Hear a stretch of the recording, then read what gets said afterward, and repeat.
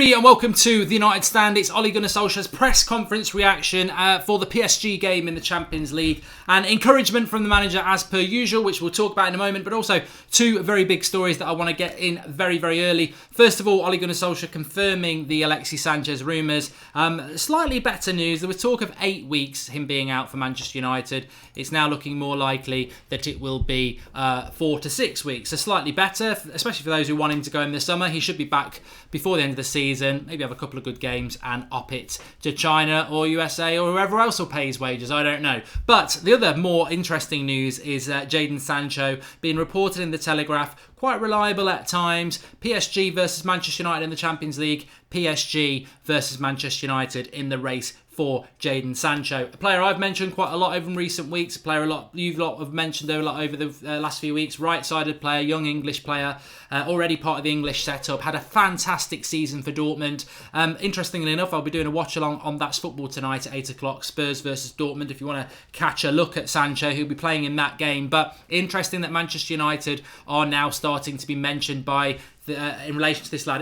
I love it. I absolutely love it. Music to the ears, because if you remember, I did a video about a month ago saying, look, as a United fan base, this is the player we should be looking at. This is the player we should be pushing for. And now it appears United may well be doing that. Why would he go to PSG as well? Why would he go to PSG? This feeds nicely into the Champions League. English lad, left Man City to get first team football. He's done that. He's proved what he's all about. Come back to the Premier League, the greatest league in the world in relation to razzmatazz and status, and you're English. Come here, you're only 18 years old, play here for about 7 years, then go Real Madrid or Barcelona. So it's the perfect route. Come to Manchester United. Why go to Paris? Why go to Paris? City of love, but also city of crap domestic league football. I mean, PSG have won that league already.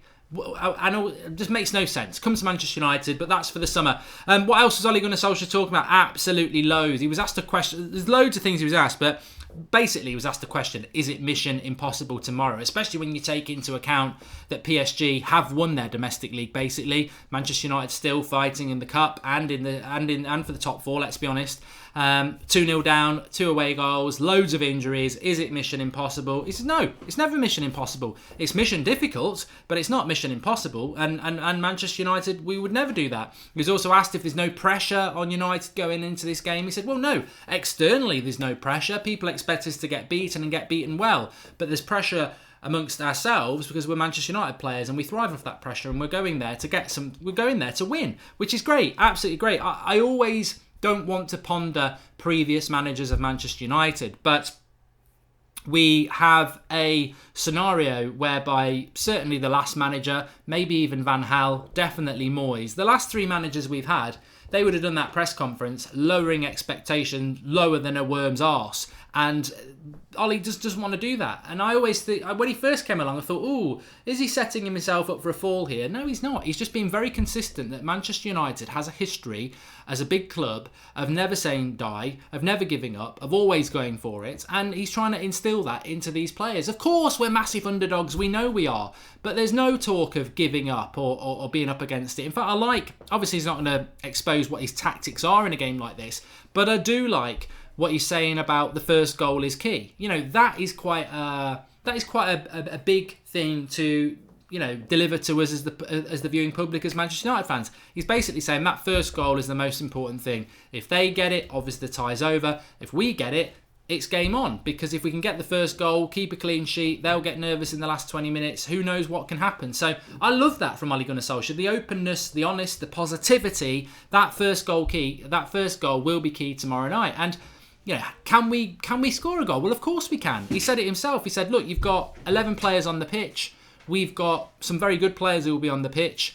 We can maybe carry 1 or 2 bad performances, but at least 9 of those players need to play 9 out of 10 performances at the very, very top of their game. So positivity from Solskjaer straight away about that. The first goal is key. We've got to stay in the game. We've got to relish it. We've got to take this opportunity, and anything can happen in a game of football. Of course, 2-0 is not easy to come over, but Archie says a clean sheet versus PSG is impossible. I don't think it is. I mean, you look at the Old Trafford game, and Ollie spoke about this. He spoke about it quite a few times in the press conference. He said, you look at those 2 goals. The first goal was a set piece, which was very frustrating to concede. Even more frustrating when you realise that Kimpembe shouldn't have even been on the pitch, but he was, and they scored from a set piece, which was disappointing.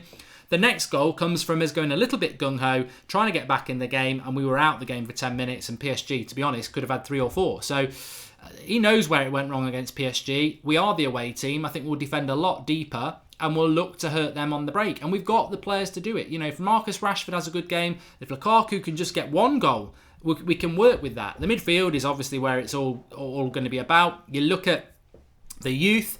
Ollie was asked about Rashford. More or less 3 years ago, he burst on the scene in the Emmerdale Cup under Louis van Gaal. Is tomorrow night going to be an opportunity for some other younger players to come through? Well, he's took a lot of young players. Mason Greenwood is part of the squad. He's back. A lot of people were wondering when he would be back. He's got himself back. There's an opportunity there. Obviously to Heath Chong, Angel Gomez, Garner. There are players there. There are other young players who are part of this squad as well who I just think are there, you know, quite bluntly to make up the numbers. But people like Greenwood, people like Garner, people like Gomez, people like Chong, if United need to go to the bench, there isn't anything on the bench. There isn't anything experience-wise on the bench other than centre-backs potentially. But attacking-wise, midfield-wise, you are going for those youngsters. And I don't think we'll see any of them start.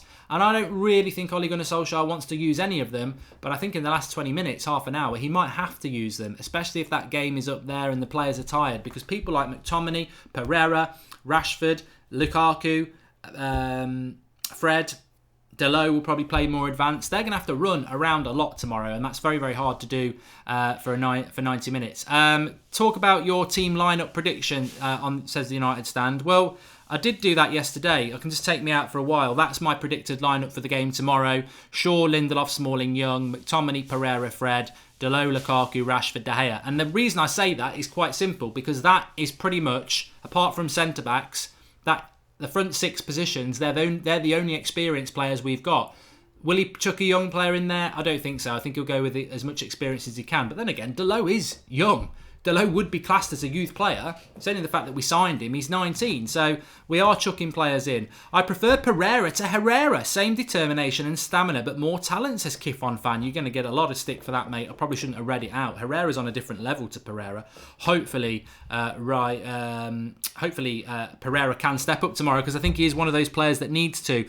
He was also asked about the away form. And Sir Alex, I think Ollie's getting a little bit irritated by this, and I would as well. Sir Alex Ferguson's travelled with the squad, so some journalists said, will Sir Alex Ferguson be doing a talk in the dressing room? And he was like, no, he won't be used for that. You know, I think it's dismissive and condescending towards the job that Phelan and Ollie and the rest of the coaching staff are doing. Sir Alex Ferguson's a great man, but he is not the reason that United are doing great things. It is down to the current coaching staff. So he was quick to dismiss that. He also mentioned the away form. He says the away form inspires us to believe. And there was talk of history makers. Well, I don't know whether you know what? If we did win tomorrow, even if we won and didn't go through, but if we won 1-0 tomorrow with the team that we're putting out, I think that would be remembered as long as we did it in the right way, that would be remembered as one of United's big European nights. Obviously, nowhere near the likes of the night in Turin or the night in Barcelona, Wembley, and we've had many over the years, but it would be a night that we would remember. I think if we beat PSG tomorrow 1-0, it's a better result than beating Juventus in Turin back under Mourinho, where we basically smashed and grabbed it with our first team. This would be a very, very, very significant result. And Ollie's right. He mentioned the away form. He says the away form makes us believe. I was at the game on Saturday. Many of you will have seen it. And we are still a little bit tentative at home, but away from home, we're fantastic. He spoke after that PSG game and said, look, I was disappointed. But the way we responded, we went to Chelsea, we didn't concede a goal and we won in the Cup. We then played Liverpool, we didn't concede a goal. So we know we can play against the top teams and not concede. And we know that we can bounce back as well. Well, Ole Gunnar Solskjaer, apart from that game against PSG, is unbeaten. He's won most of his games domestically. It's just that one game in the Champions League against PSG, where, let's not forget, we did lose Lingard and Martial in the first half when it was 0-0. So there were mitigating circumstances in that game. I think PSG are a very good team, and on the balance of play, they probably did deserve to win it. But there were circumstances there. So this away form of Manchester United, with two very big games coming up away from home, let's be honest, Arsenal on Sunday as well, I think we can learn a lot from this PSG game. I think we can learn a lot about Manchester United in general, this set of players that effectively are reserves, apart from Rashford. We can learn a lot, and I think that if they can go there and get a result, then some of these players where question marks lie above their head the Lukakus, the McTominays, the Freds, the Pereiras, then those, even the Delo, how good is he going to be? If those players can come out of this game with a good performance, then there isn't really much more in football, many more challenges you're going to face better than PSG away in a Champions League tie. If you come out of that game with a good performance, then people are going to suddenly start to say, you know what? Maybe Scott McTominay is better than a championship standard. Maybe Lukaku can be a striker in a title-winning side. Maybe Fred isn't a flop. Maybe Pereira can be a Manchester United standard player. Maybe Delo is going to be a superstar of the future. So that's what tomorrow night's all about for me. It's about how many of these players can step up in a very partisan environment against a very, very good team in PSG. But Ole Gunnar Solskjaer is right. He is very right to identify that away form. And he's saying all the right things. And I said going into this week that obviously the Arsenal game is the priority in many ways because we'll have Pogba back. And if we beat them, I think we pretty much dent their top 4 hopes and enhance our own. But obviously, I think we always felt that when we get closer to this PSG game, we were going to feel a little bit more, it's a Manchester United game. It's the Champions League. It's a game of football. It's 11 against 11. If we can somehow get the first goal, then that is the key. And Ollie is absolutely spot on and he's not giving anything away there. That first goal will be fundamental to how the game goes. And PSG, quite rightly, will be the favourites to get that first goal. And PSG, quite rightly, could wipe the floor with us 3-4-0. Would anybody be surprised? We might get a few rival fans saying, you got stuffed by PSG. What leg have they got to stand on? They're legless because we have not got our best team. We are playing one of the best teams in Europe at their own place. If we get beat, there's no shame in it. But we're not going there to get beat. We're going there to have a go in very, very difficult circumstances. But I did feel as well, and if anybody watched the press conference, I really did feel that Ole Gunnar Solskjaer, despite all the brilliant things he's done as a Manchester United manager, I just detected that he was inspired by this game. He was hungry for this game. And I could see that it was like, this is an audition for me. I mean, the whole thing, his whole career at Manchester United as a manager has been an audition. But I just felt that the PSG game, you could see that he was looking at it with that real sort of appetite to go out and do something. Even if it's a draw, it still enhances his reputation. And I think that's what he's hungry for. It's like, this is Manchester United. Nobody expects us to get a result. The backs are up against the wall. Let's go there. And, he mentioned it himself, determination, absolute, fight for the shirt, get out there and give it a good go. And I think that is effectively how he is approaching this game. And I think he is inspired by it. I think he sees it as an opportunity. I think he sees it as, if we do lose, okay, people expect us to lose, but I don't want to lose. I want to go in there and I want to enhance my reputation. I want to keep building this team up. I don't want to lose, which is great. King Callum 1 says, hi Mark, love what you're doing, keep it up. If Pereira plays, what do you think his role will be as he played well at number 10 at the weekend? I don't think we'll be using a number 10 at the weekend. I think, we are going to PSG. I think even if we went to PSG with Rashford, Lingard and Martial as our front three, Pogba, Herrera, Matic as our midfield three, we wouldn't go gung-ho. We're going to Paris. We're playing a very, very good team. You're not going to play... I don't think we'll play with a number 10. I think we'll play with a midfield three. I think our wide players will tuck in, which will be Delo and Rashford. They'll basically be full-backs at times. And Lukaku will have to do a lot of running up front. I think that's the way we're going to set up. I think if we're in possession, you'll be looking to Pereira to try and orchestrate. But actually, Pereira, Fred and McTominay are the weak link in that team. And I'm not having a go at them. We all know they're the weak link in that team. Doesn't mean they will be the weak link. If all three of those absolutely have the game of their life, then we won't miss Matic and Pogba and Herrera. If they perform like some people fear, it could be embarrassing. But I just think United are going to go out there and give it some, and let's hope that they do. Look how PSG crumbled under pressure in the Barca game after conceding an early goal. What we can't do with PSG, and I think this is what Ali's on about, it's that first 20 minutes, it's that first goal. Don't let them dictate the game to us. Don't let them settle, because they'll be going into this feeling very, very confident, very, very arrogant. Oh yeah, we're going to school the United reserves. They've got no Pogba, they've got no Martial, they've got no Lingard, they've got no Herrera, they've got no Matic. It's going to be, let's just boss them around. And I think a few tasty tackles, a few, forays into their penalty box, and it might just turn them around a bit, really. Turn them around. Knock them out. Let's see if they can get up. Fred needs a European night he had at Shakhtar, says Sims. I think Fred is probably one of the most intriguing players tomorrow night. He really is. He's certainly got the mobility. He's certainly got the ability. I think the game that we saw him against Palace, wasn't it? His ball distribution was very, very poor. Didn't really play. He came on late on, didn't he, against Southampton, and had a part in the goal. You know, I would almost say Fred hasn't got any excuses anymore. He had a full game against Crystal Palace a week ago. He had a late cameo against Southampton where he did well. Right now, this is the real event. PSG is the real event for Fred. And Fred, you're a £50 million midfielder. Pereira and McTominay are from our youth setup, and you know they're doing a great job stepping in where we've got nobody else. Fred, we spent a lot of money on you. You don't get the same. I mean, tomorrow night, if we got beat 4-0 and the midfield's crap, McTominay and Pereira, you might go, they're just not quite that level.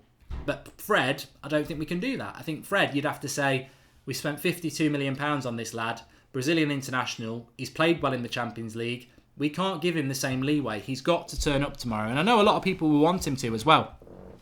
Please do smash a like on the video while we're live. Lots more to get through. And subscribe to the channel if you're new. And just a couple of shout outs. Remember, tonight on That's Football, there's no 8 o'clock show on the United Stand. I'm doing a watch along on That's Football YouTube channel. Spurs against Sancho's Dortmund. So Sancho heavily linked to United again today. PSG and Manchester United apparently racing for Jadon Sancho's £100 million signature this summer. I think United have got to get that deal done. I wonder whether he'll just stay at Dortmund for another year, but I think United need to get that deal done ASAP. It might be beneficial to Sancho to stay for another year, but from a Manchester United point of view, it's beneficial to get that deal done now, because another year in Dortmund like he's had, and you might not be able to get him. He might be looking at Barcelona or Real Madrid. So United need to get that deal done. Very intriguing. Who are you backing to win, Mark? Says Joa Zemenes. I can't remember what my score prediction was last night. I think I said 3-1 to PSG. But it all depends on the first goal. I think if PSG get the first goal, 3-1's probably realistic. If we get the first goal, I reckon we could get a draw. I think we could get a 1-1. I don't think we'll win. And I don't think any United fan really thinks we can win, and there's nothing wrong with that. We can win it. I just don't think we will win it, because I always want to be like, if we can get a draw, it's an amazing result, and if we won, then we can all go absolutely mad. It's not about lacking belief in your team. Of course we can win, but we're massive underdogs, and if we do win, amazing. Joseph Young, this sort of game is the most dangerous game for the favourites because the overwhelming majority expects PSG to win. The pressure could eat them up. Yep, I agree. And no chance it's over, says Mike. I love it. Pepe is better than Sancho, but wouldn't be disappointed with Sancho, says Joe 1. I think Pepe might be off to Spain from what I heard. Would you start Chong in this game, Mark? Just a reminder of my predicted 11 for yesterday. I don't think Chong would start because Dalot is obviously having a lot more first team experience, and we can put a team out with people who have been playing regularly without using any of the youth. So I think the youth will be potentially used, if ever used, in the last 20 minutes. I mean, I'd love to see a 20-minute cameo from Mason Greenwood, but I mean, we have got nobody else to play up front, so who knows? Fred got 1 goal, 2 assists, says Biwan Gudjan. Roma beat Barcelona last year and turned the fixture around. No reason why we can't. We are United, says Gareth Gwynner. I love the fact that a lot of people are actually, you know, when match day comes, you start to feel it. And we can all say, well, Spurs, Arsenal's the priority this week. Maybe it is, maybe it isn't. But we still, as I said last night, this is a Champions League game. And we're in it. You know, we're not playing Thursday night in the Emmerdale Cup. We're playing Wednesday night in the Champions League. We're in it by merit. This is our right to play this game. And yeah, we might not be in it on Thursday morning, but we're in it still now. And football's a funny old game. It's a funny old game. And Ollie's right, it's not mission impossible. It's mission very difficult, but it's not mission impossible. Does Fred play CDM, or what is his best position, says Mark Witten? Well, Fred can play CDM. He can play attacking midfield. He can play anywhere in the midfield 3 of a traditional Ollie team. Either CDM, box-to-box, or the more attacking midfielder. I personally think his best position is the Herrera role, the box-to-box. But at the moment, it's very difficult to know what his best role is because he doesn't look suitable in anything. Tomorrow night is a massive, massive game for Fred, and I can't see anywhere or anyhow he can't start in it. But I hope he has a good game. Keith Gillespie is not better than Sancho. Craig, you absolute troll.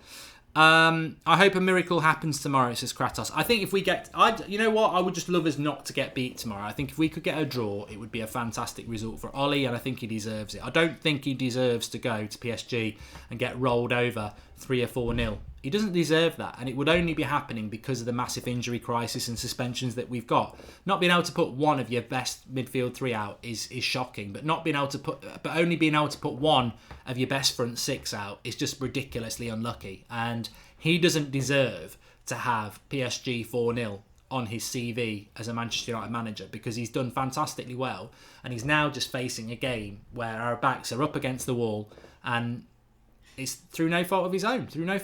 So I just hope that we can get something tomorrow. I really, really do. I know you were joking, Craig.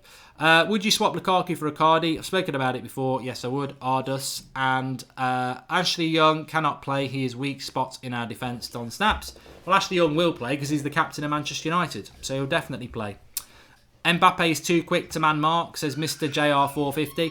But the thing about Mbappe's pace is, I think at Old Trafford, Mbappe's pace was far more impactful than it should be at PSG, because at PSG he's not in Paris. He's not going to. We'll play deep. We won't play a high line against Paris. So his pace around the box is important, but I don't think at Old Trafford. Obviously, our job was to try and push PSG back, and then you've got the opportunity on the break. I don't think we're going to play like that. I'm not too worried about Mbappe's pace. I'm more worried about Mbappe as a world-class player. And he's got more to his game than pace. Pace is very important, but I'm not that worried. Tom Hazelwood says, sorry to go off topic, but the Game of Thrones Season 8 trailer is out. I'll go and have a watch of that after this. Martial has not travelled, Jacob. I mean, that's something I should have mentioned at the very start. Martial's not part of this squad. Obviously, Pogba's not part of the squad. So I think that's a good and a bad thing. It means Martial and Pogba are both... Well, Pogba was never playing because he was suspended. Pogba and Martial should both be fully fit and fresh for the Arsenal game. Remember, Arsenal play on Thursday night. It makes us even weaker, though, doesn't it? You know, no Sanchez, no Mata, no Martial, no Lingard. That basically leaves us with Lukaku and Rashford to occupy 3 spots, which is why I think Delo will start as well.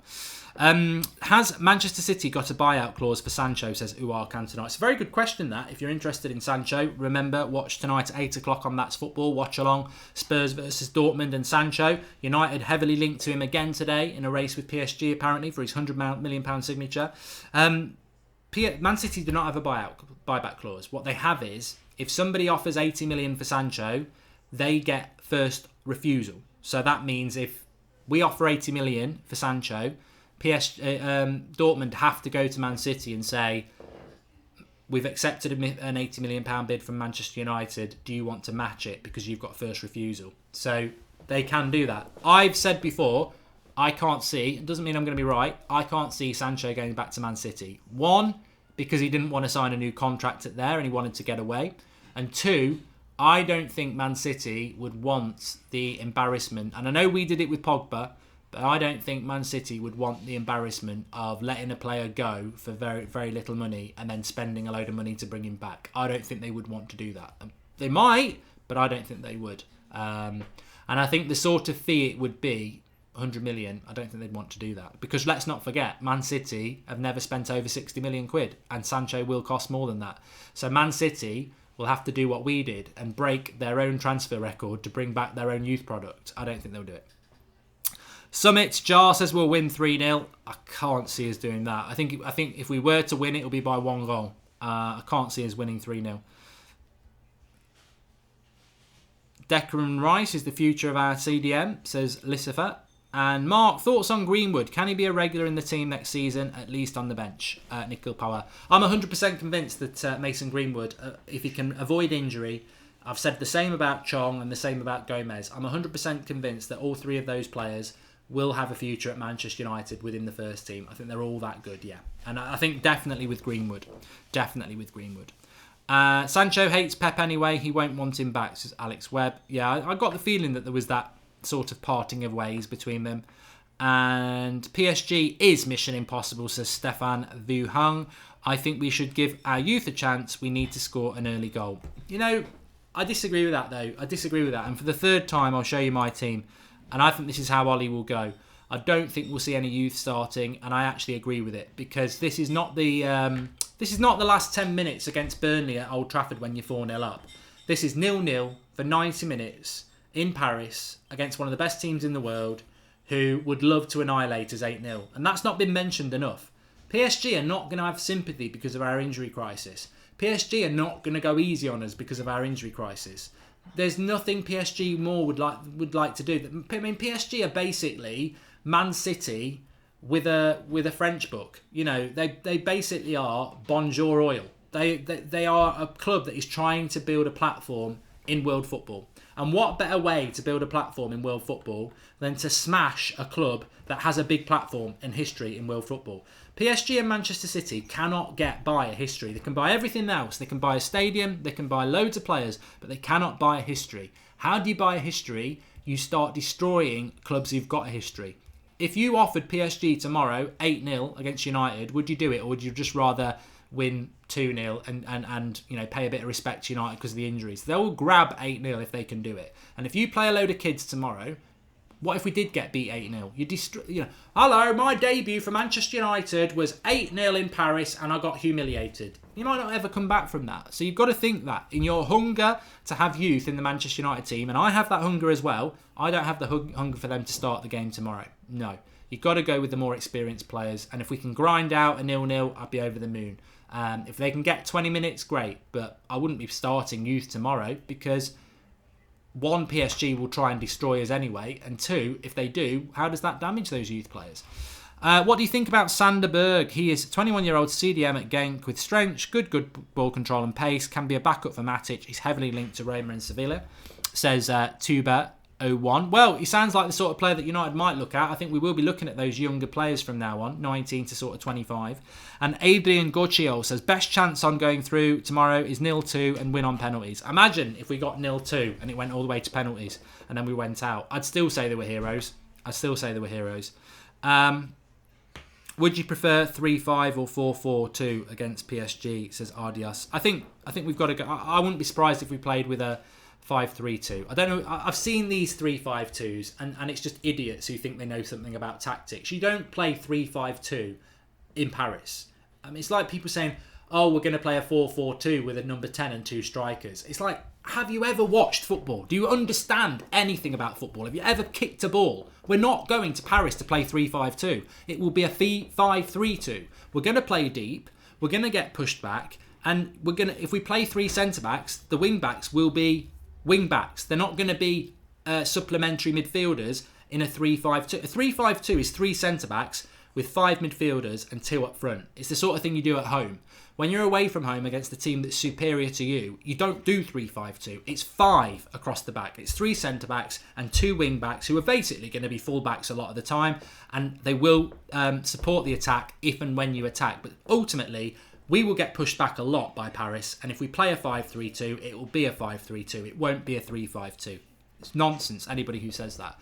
I would go with that tomorrow. I would go with the 5-3-2 because you can get 3 centre-backs. It will starve PSG of possession in and around our box. Young and Shaw are very energetic, and it would allow us to be able to leave Rashford and Lukaku as the front two because we'd have a lot of cover around the back. So, yeah, I would like to see a 5-3-2. I think we might go 4-3-3, but I don't know. But ultimately, I think if we play 4-3-3, which is this one, I think if we play the 4-3-3... I could have just moved that over there. No, I won't do that.